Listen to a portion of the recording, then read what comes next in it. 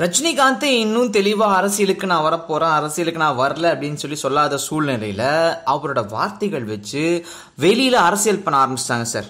ஏன்னா எப்பவுமே அவரை சுத்தி பப்ளிசிட்டின்றது இருந்துகிட்டே இருக்கும். அவருக்கு எதிராக ஒரு கருத்து சொன்னா நமக்கும் பப்ளிசிட்டி தானே அப்படின்னு சொல்லி இப்போதைக்கு பல பேர் களமிறங்கி இருக்காங்க போல.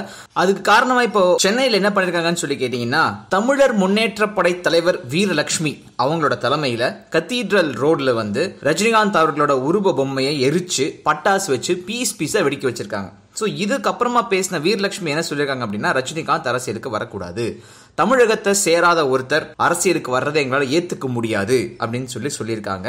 இதுல 2-3 கேள்விகள் வருது. இப்போ ஆட்சியில் இருக்கவங்க, இதுக்கு முன்னாடி ஆட்சியில் இருந்தவங்க, அவங்க எல்லாருமே சுத்த தமிழர்களா, அவங்க வேறு மொழி பேசுறவங்க கிடையாதா அப்படின்ற ஒரு கேள்வி வருது. இன்னொரு பக்கம் ரஜினிகாந்த் தானே ஒரு பச்சை தமிழன் சொல்லியிருக்காரு. நான் பச்சை தமிழன். இவங்க எதுக்காக இப்ப திடீர்னு சொல்லி கொந்தளிக்கிறாங்கன்னு தெரியல. பல பேர்த்துக்கு இவங்களோட பேர் முதல் முறையா கேள்விப்படுற ஒரு பேரா இருக்கும். இவங்க எதிர்ப்பு தெரிவிச்சு என்ன ஆக போகுது அப்படின்ற ஒரு கேள்வியும் இருக்கு.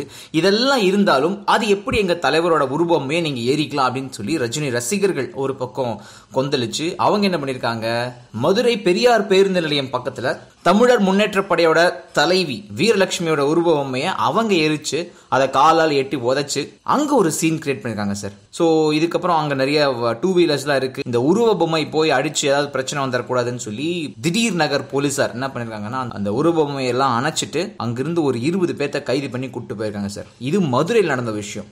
அதுக்கு அடுத்ததா பழைய வண்ணாரப்பேட்டையில ரஜினியோட ரசிகர்கள் கிட்டத்தட்ட ஒரு 500 பேர்த்துக்கு மேல ஒரு போராட்டத்தில் கலந்துகிட்டு, சீமான் எதுக்காக ரஜினிகாந்துக்கு எதிராக பேசணும், வீரலட்சுமி எதுக்காக ரஜினிகாந்துக்கு எதிராக பேசணும், அவங்களுக்கு எதிராக நாம கோஷம் போடுவோம்னு சொல்லி கோஷம் போட்டிருக்காங்க. அதே ஏரியால திருப்பியும் ஊர்வலமா போயிருக்காங்க.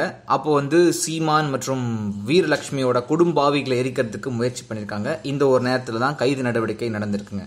ஆனா ஒண்ணு அவர் பாட்டுக்கு சொல்லிட்டு சைலண்ட் ஆயிட்டாப்ல, இங்க பத்திக்கிட்டு எரியுது அப்படின்னு தான் சார் சொல்லணும். உலகமெங்கும் பரவி இருக்கும் தமிழ் நெஞ்சங்களே, உங்கள் பகுதிகளில் நடக்கும் நிகழ்வுகள், போராட்டங்கள், பிரச்சனைகள், அதிகாரிகளின் அலட்சியத்தால் புறக்கணிக்கப்பட்டுள்ள திட்டங்கள், லஞ்ச புகார்கள் மற்றும் சமூக அவலங்களை இந்த உலகிற்கு வெளிச்சம் போட்டு காட்ட விரும்புகிறீர்களா? உங்கள் செல்போன் மூலமோ அல்லது தங்களிடம் இருக்கும் கேமரா மூலமாகவோ பிரச்சனைகளை வீடியோவாக பதிவு செய்து எங்களுக்கு அனுப்புங்கள். உங்கள் பகுதி பிரச்சனைகளை உலகுக்கு வெளிச்சப்படுத்தி அப்பிரச்சனைகள் நீங்க வழி செய்வதுடன் உங்களுக்குரிய சன்மானத்தையும் வழங்குகிறோம்.